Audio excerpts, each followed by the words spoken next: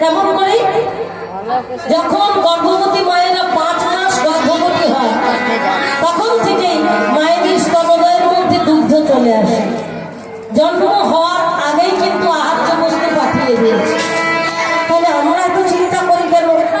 আমরা এত কষ্ট পাই কেন?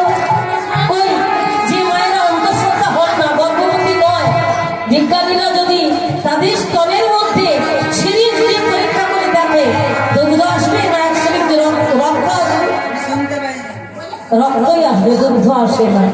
তাহলে ভগবানের চিন্তা, ভগবান যদি এত গভীরতার চিন্তা করে সন্তানের আহার্য বস্তু পাঠিয়ে দিয়েছে, তোমাকে পাঠিয়ে দিয়েছে, যেটা তুমি করতে পারো না, সেই দেহটাকে নষ্ট করার তোমার কোনো অধিকার নেই। অথচ তুমি আত্মহত্যা করতে গেলে, বিষ খেতে গেলে, ফাঁসি দিতে গেলে, দেহটাকে নষ্ট করে দিলে, সেই পাপের কারণে তুমি আর কোনোদিনও মনুষ্য জন্ম লাভ করতে পারবে না।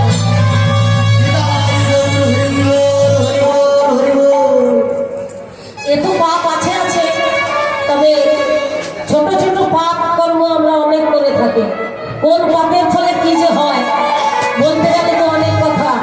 হ্যাঁ, চুরি হারি করছে, কেউ মারামারি করছে, কেউ ইচ্ছে করে ঝগড়া করছে, এমন কখনো ভগবানকে জানতে পারে না। কিন্তু ভক্তের কাছে ভগবান কখনো লুকিয়ে থাকে না।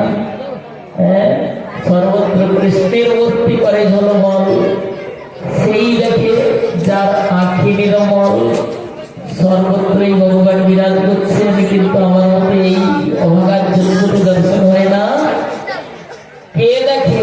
যার চক্ষুটা নির্মল, যে ওই স্তরে পৌঁছাতে পেরেছে।